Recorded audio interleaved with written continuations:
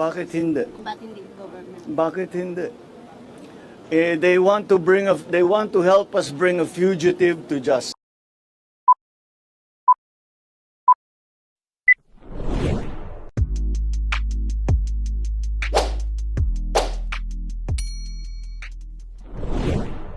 Welcome back sa aking YouTube channel. Para sa mga first time mo po manood, please click mo na yan, Jeremy's TV Manila.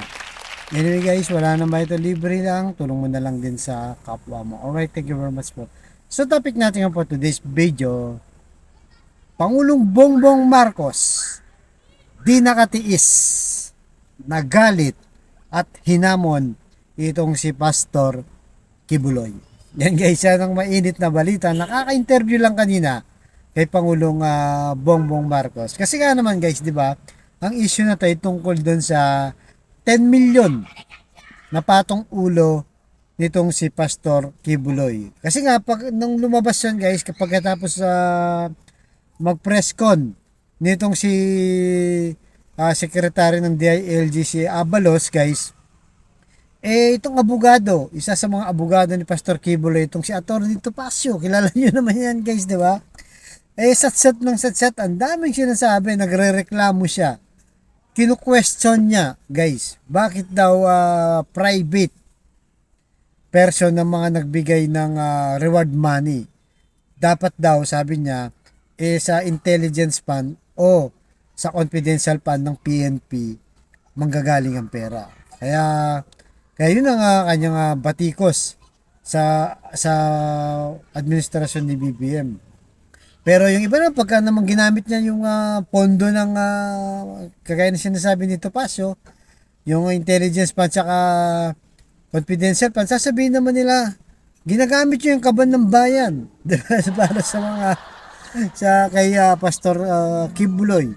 So parang ang nangyari guys, parang binalikan nitong si Topacio, na abogado ni Kibuloy, itong si Abalos at ang gobyerno ni BBM. So parang nabaliktad, di ba? Teka lang, di ba?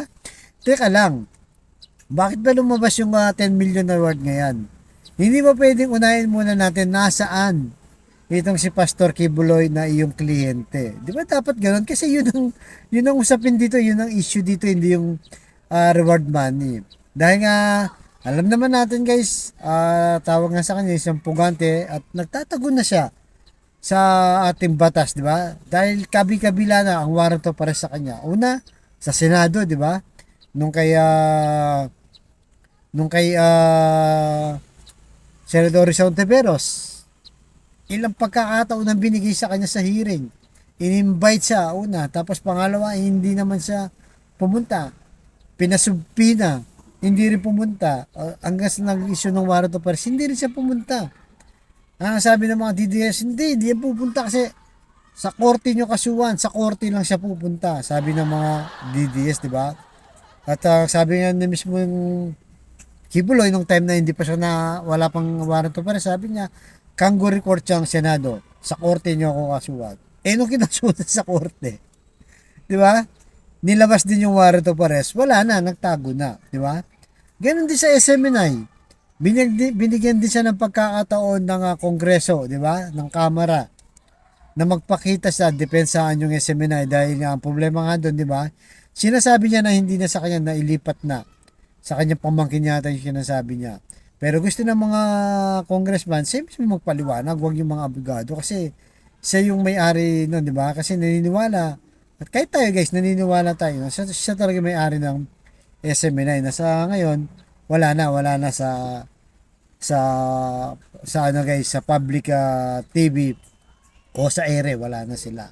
So ngayon, yun na nga, parang ginagawang issue pa ni Topacio yung reward money na kung saan hinahabol ng batas itong kanyang kliyente. Kaya nga sabi nga, di ba, ni Pangulong Bongbong Marcos guys, humarap na lang siya, sumuko na lang siya, di ba? Huwag siya magtago sa batas. Kaya yun ang hamon ni Pangulong Bongbong Marcos. So narito guys, yung kanyang short interview lang. Ambush interview kay BBM. Alright? Pasok? Bakit hindi? Ba't hindi government? Bakit hindi? They want to help us bring a fugitive to justice. he is a fugitive. He is hiding from the law. Now, if there are private citizens who want to assist the government in that effort to bring him to justice, I do not see what is any. So he can question their motives as much as they want, but magpakita siya. I question his motives. Let me question his motives.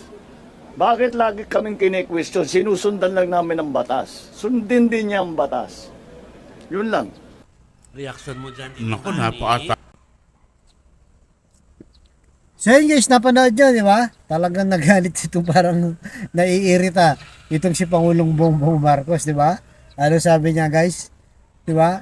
May gustong tumulong sa gobyerno di ba? Dahil nga nagtatago nga itong pugante na si Pastor Kibuloy, sabi ni Pangulong Bongbong Marcos, sumuko na lang siya. Actually guys, tama naman si Pangulong Bongbong Marcos, di ba? Wala namang ibang solusyon o remedyo dito sa problema ni Kibuloy. At hindi pa naman siya guilty, di ba? Kailangan niyang depensa ang sarili niya, pero kailangan niyang umarap. Paano mapapatunayan na not guilty siya, malilinis ang pangalan niya, kung hindi siya haharap? Di ba? Kumbaga talagang tinatakasan niya kung ano mang meron, hindi natin sinasabi guys na guilty siya.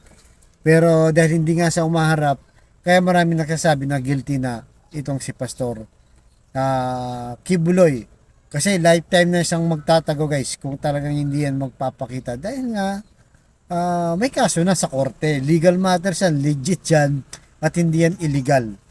Di ba? Kung nagre-reklamo siya sa Kamara, sa Senado, ito korte, di ba? Inissuean siya ng Pasig Court tsaka ng sa Davao, di ba? So, yun ang abangan natin guys kung magpapakita sa hamon ni Pangulong Bongbong Marcos itong si Pastor Kibuloy.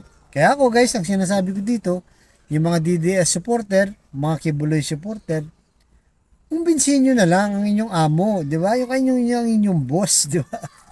Kumbinsihin nyo na lang para humarap at malinis din ang pangalat. Di ba? Yun ang tanging paraan, wala nang ibang paraan. Kahit balib-balid ka rin mo man yan, question ng question, reklamo lang silang reklamo, wala pong mangyayari dyan. Sa korte ang tamang proseso. Di ba? Eto na, kailangan niya umarap. So okay guys, anong masasabi nyo sa galit ni Pangulong Bongbong Marcos? Tama bang sinabi niya na lumantad na lang, harapin na lang ang kanyang kaso sa korte?